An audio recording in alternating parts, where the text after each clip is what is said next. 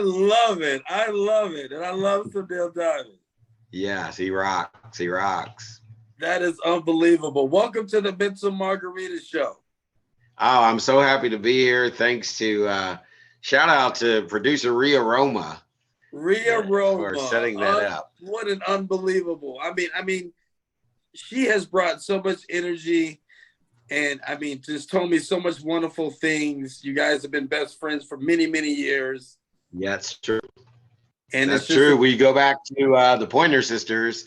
We actually met through the Pointer Sisters, who I'm really good friends with, and as is Rhea, and that's how we became friends many years ago in the 80s. Wow, man. Yeah. Isn't that something? I love her.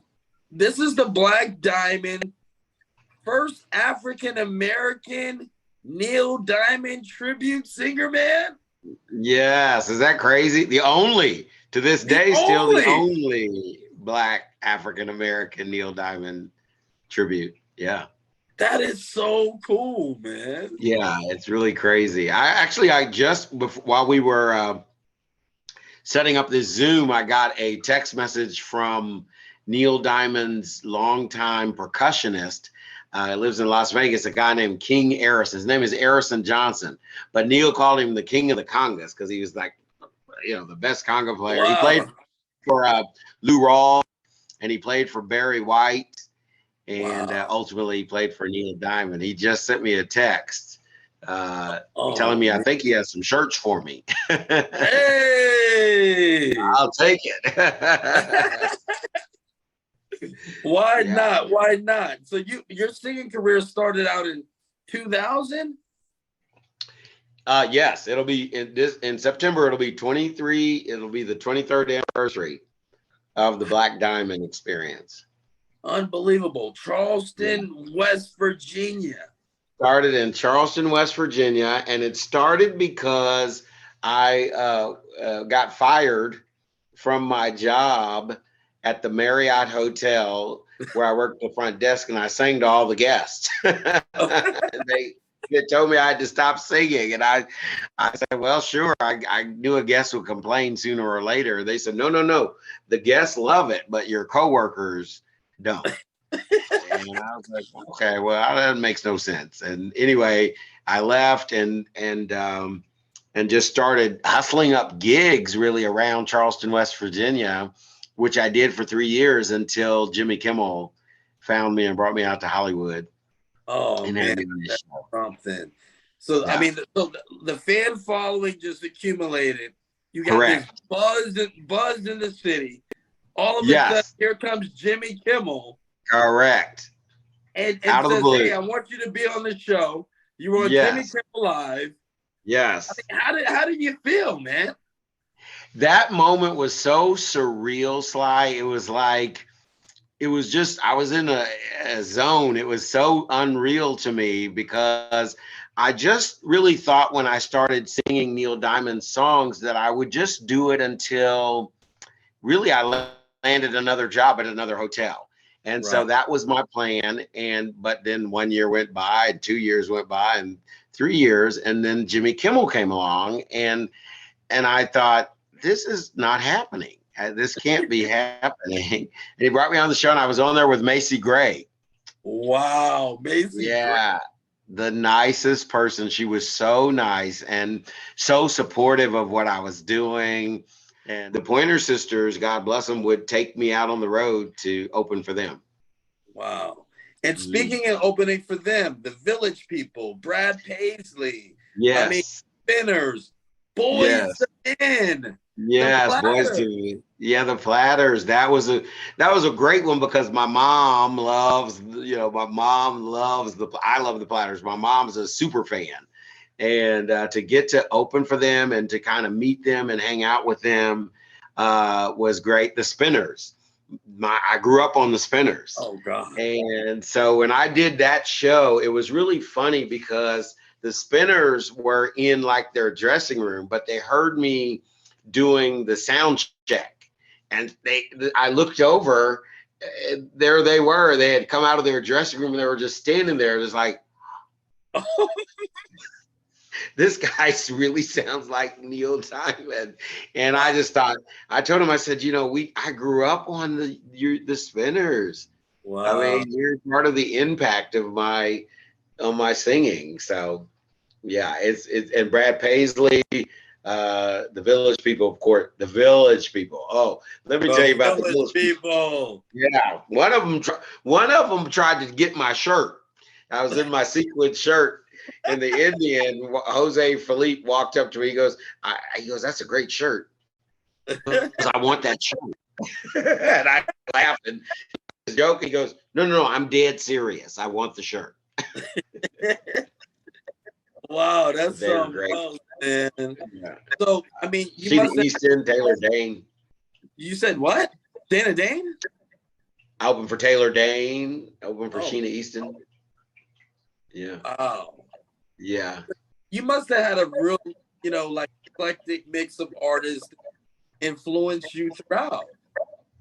Yeah, really. So it really was. So I grew up on, the Spinners, the Jackson 5, Gladys Knight and the Pips. Gladys Knight and the Pips. Oh my gosh. Barry White, Isaac Hayes, Lou Rawls. And then as I got a little bit older into my teenage years and started hearing the Neil Diamond comparison, they would hear me in church and say, "You sound like Neil Diamond." And so that's when I kind of started learning who he was and expanding my musical horizons to the Carpenters. I love the Carpenter. I love Karen Carpenter. Her voice is just hauntingly beautiful. And Barbara Streisand and the Bee Gees. And I started hearing other people, but growing up, it was the Pointer Sisters. And I remember my older sister had a Pointer Sisters album and the Temptations.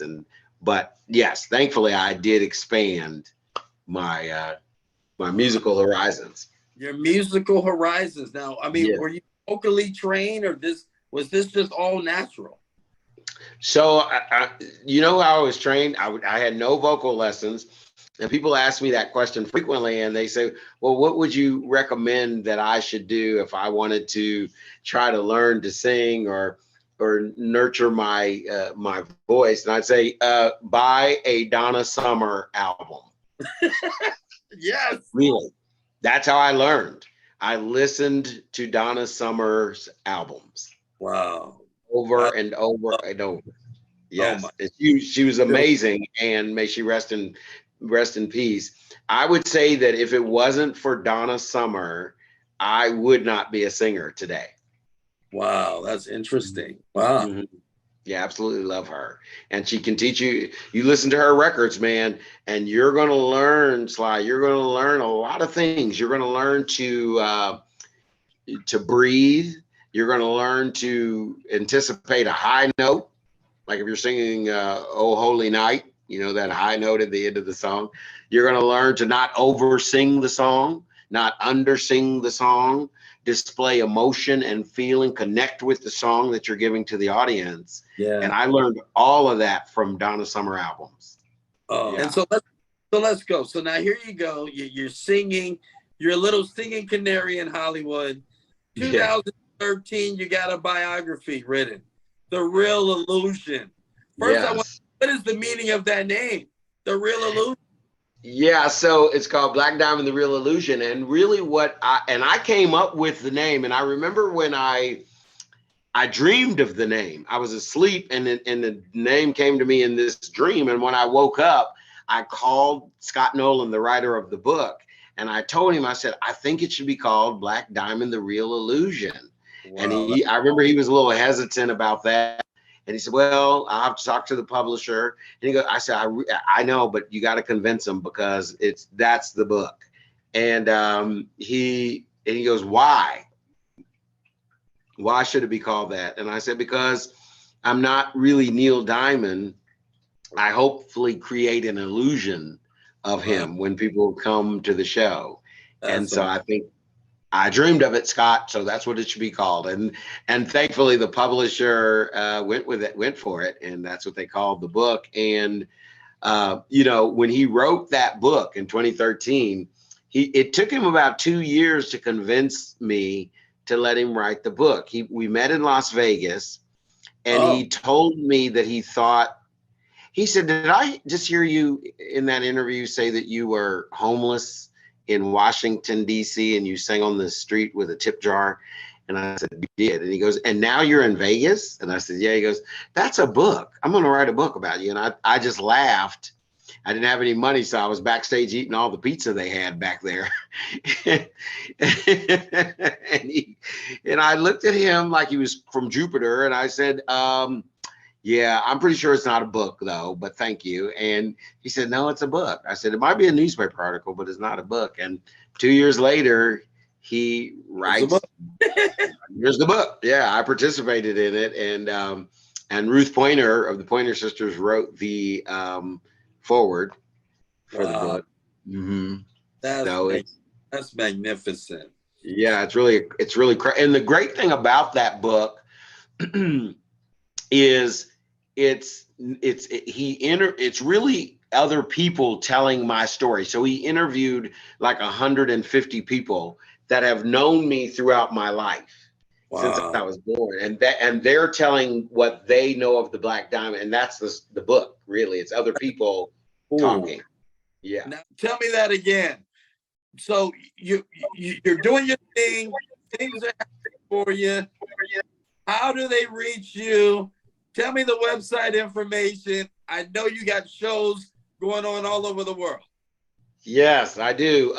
Thankfully, they love Neil Diamond everywhere. So now that he's retired from music, unfortunately, due to Parkinson's disease, he had to leave music, or leave the stage. But they can find me on social media, Black Neil Diamond Tribute Singer, on Twitter, on Facebook, on Instagram, and find out when I'm coming to their town, to your town, and of course send me messages through there as well. I'm happy to entertain and respond.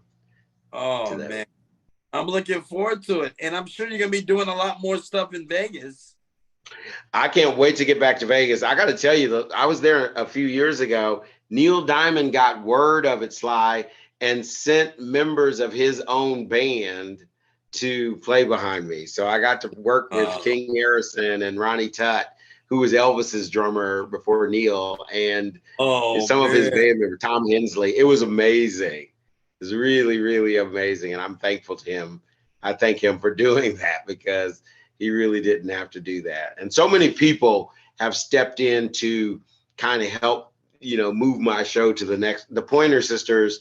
I mean, there are no words for how much the Pointer Sisters have helped me and how influential they've been in my life. And I'm so thankful for that. That's phenomenal, man. And you know what? Me and you, we definitely got to collaborate. Because absolutely, my juices are flowing right now. My creative, I'm like, we definitely got to do something.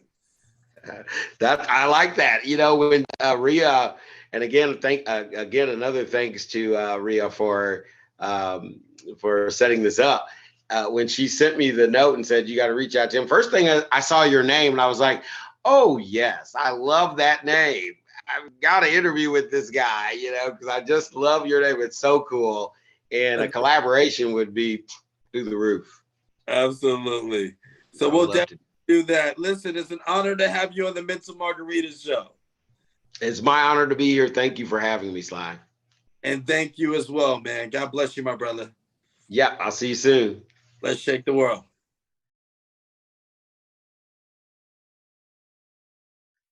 Welcome to the Mental Margarita show. We got rap star, 32 years of hip hop from Pittsburgh, aka Hurricane Cam. Mm-hmm. You're talking about a guy that has lyricism. You're talking about a guy that knows how to storytell. Mm-hmm. You name it, he can do it. How you been, my brother? Man, I've been great, man. A little tired. I literally just woke up not too long ago, like an hour ago. Well, actually 2 hours ago, I went back to sleep. you know, I just, you know, I was working all week and everything. And then I was doing other things like, you know, fixing the car and everything. So my week been like crazy. So I just slept in. It's one of these weekends where I can't wait till tomorrow so I can play the Al Green. And, you know, not Al Green. I could play some Al Green or something like that, or some Lionel Richie. Easy like Sunday morning. You know what I'm saying? Sunday morning. We doing some Lionel Richie, right? Come on. Lionel Richie. We gotta do some Lionel Richie. You know, that's in the morning, you know, with the curtains pulled back just a little bit so the morning sun can, you know, shine on your presence a little bit. That's what it is, man. That's what it is, man. So Pittsburgh. Yeah. You know, we know about Wiz Khalifa, right? Everybody knows that. But I want you to tell me, how was it growing up in Pittsburgh? I mean, what was it like as a child for you? You know, it was crazy because, you know, growing up in Pittsburgh, like it's like the 90s. We talking about the 90s, right? The early 90s. When I was born in February 7th, 1991. On a Thursday, 9 p.m. during the Cosby Show. I think that's what it was. Yeah, I think that's what my mom told me. And you know, growing up in the 90s, if anybody who had an actual childhood in the 90s, who enjoyed, you know, being a kid in the 90s, we talking about living in an area where there was a Black community and they were prideful about, like, the 90s was like a reconstruction of the 70s because it was so pro-Black. Yes. Pro-Black. You know, so my neighborhood I grew up in is called Homewood. And back then, every summer they would have the festival Harambe. And they would have all the African people, you know, coming in doing African dance, you know, selling African art, African work, African food, you know, different stuff like that. So being in that culture. Yes. And not only being in that culture, but also, you know, watching TV and having certain television shows that also promoted, you know, being pro-Black, like Living Single. Yes. You know, the African medallions. Remember the African medallions? like this is the things, like me going to Catholic school, because I went to Catholic school. I went to Catholic school half years of me going to school. So I was like from, I want to say, pre-K, kindergarten, all the way to 5th grade. And then 5th grade, I went to public school. You know what? So, your story's a lot like mine a little bit. Exactly. Like it's parallel. So I'm in a neighborhood, and the neighborhood, you know, was the hood. So I grew up around with a lot of Crips, you know, East Side Crips. Not only that, but imagine in the summertime around 1996, and you riding in your dad's Cadillac with the leather seats that's burning your skin when the sun hits it. I remember the birds. You got the belt. You got the, you know, the seat belt, and then you got the wood grain and everything like that. Imagine your dad blowing the AC, go riding through the hood, and all you hear going through in the speakers is East 99.99999 East 99.99999. You get that, you know, and then you flip it around and you get you'll get something like some LL Cool J, you know, I'm bad. You know, you'll get that. You know, you'll get that. Then you also turn around and get Nas' like Life or Death. You know, you'll get something like that. You know, and then you'll get Walk With Me, Hail Mary, Run With Seas. So my dad is playing classic hip hop right when I was a kid, straight off the gate. Not only that he's playing that, but he's playing some R&B. Now, that's my father's side. Now, my mother's side, she don't know that she kind of subliminally led me to this way. I never had this conversation with her. But she used to work at 2 radio stations here in Pittsburgh. WAMO. Yep. My mom used to work for WAMO. Right. Over a decade. Come on now. Let's go. Yeah. So my mom, you know, she worked for she worked for 2 radio stations. And actually the one radio station that she worked mostly was literally the next block over from like my Catholic school. So if I got in trouble, all she had to do is come out that window. Just come out the window and yell. Like that was how close it was. So my mom worked for a radio station called WCXJ, and there were some people that, you know, knew me since I was like a little kid, like a baby growing up. Like my mom also actually, I think, worked for WQED. If anybody don't know who WQED is, that is a Pittsburgh radio station that gave you Mr. Rogers. Wow. My mom told me that Mr. Rogers, the whole place, that's Pittsburgh. Wow, I never knew that. The trolleys, we don't have the trolleys no more, but if you go to certain places in Pittsburgh, like the South Side, you can actually see the trolley tracks, you know, in the street. I think they have there is like maybe 1 or 2 trolleys, but it's in a certain place in Pittsburgh. But Pittsburgh, everywhere we used to have that. So my mom actually told me that Mr. Rogers held me as a baby. Wow. Yeah. So my mom was there. My mom, she graduated from Duquesne University. She in communications. So there was people in Pittsburgh that would know her. She's very like in that circle. She's prominent. Like people know her from. Right. Yeah. So I mean, there's times because I look like my mom.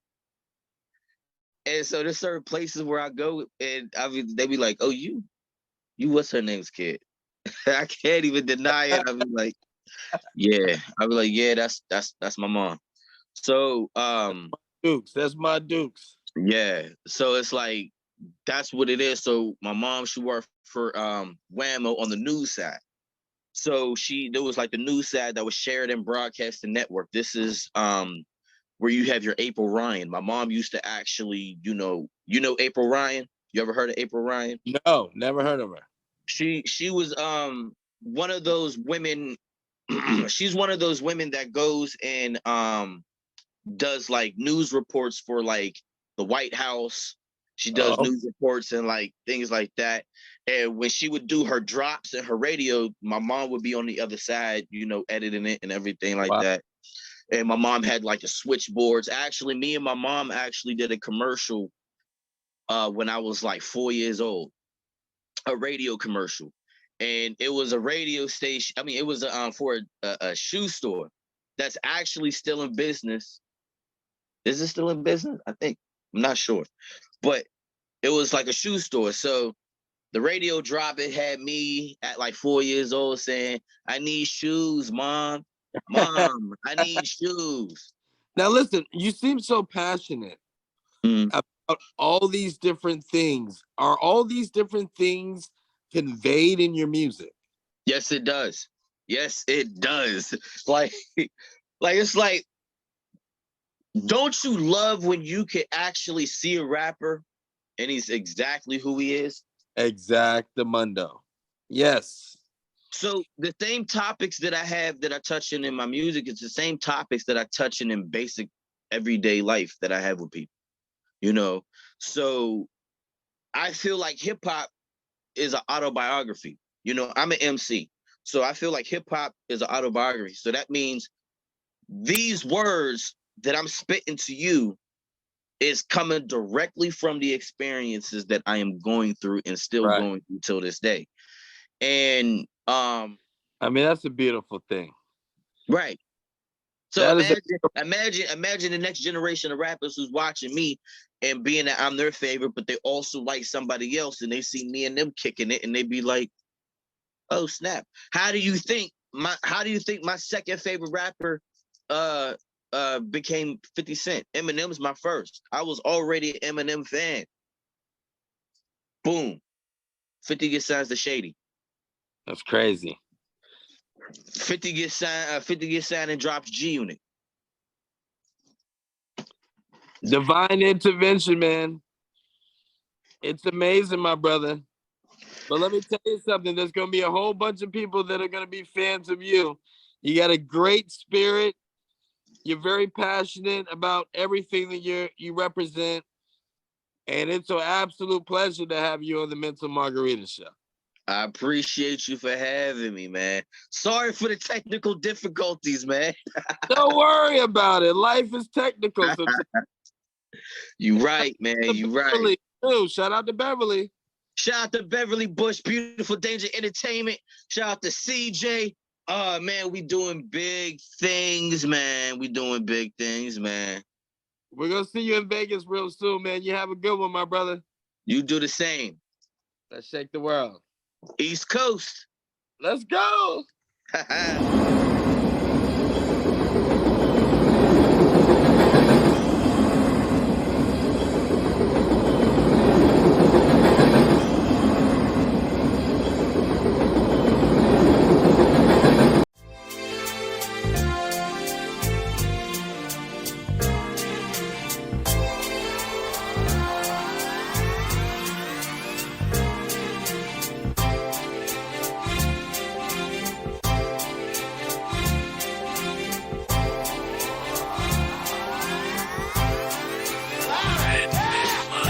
You're starstruck, here's a sprinkle of the stardust. Hold your champagne glass and your cigars up.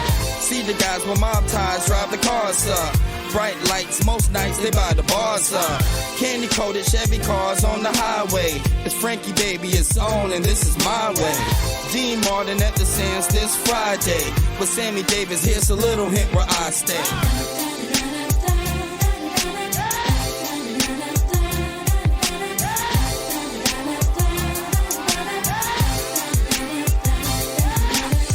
The city shines like Liberace's mansion. And you know Elvis had the whole city dancing. Showgirl silhouette steady prancing. Shout out to June, just the Copa Girls anthem. Legal gambling, yeah, that would tempt me. The Sin City, holy water couldn't cleanse me. And Wayne Newton had the crowd in a frenzy. Live at the Stardust, the seats never empty.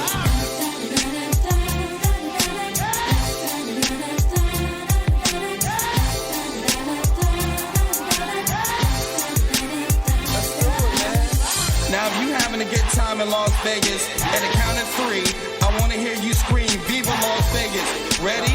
1, 2, 3. Viva Las Vegas! And Main Street was the official local beer stop. Enough slot machine noise to make your ears pop. The cigarette girls walking souvenir shops. While Red Fox had them laughing till the tears drop. Before Steve got a win at the right time, Sig and Roy had a long circus lifeline. Now the strip's got a lot of neon light signs. Would you agree there's not another city like mine?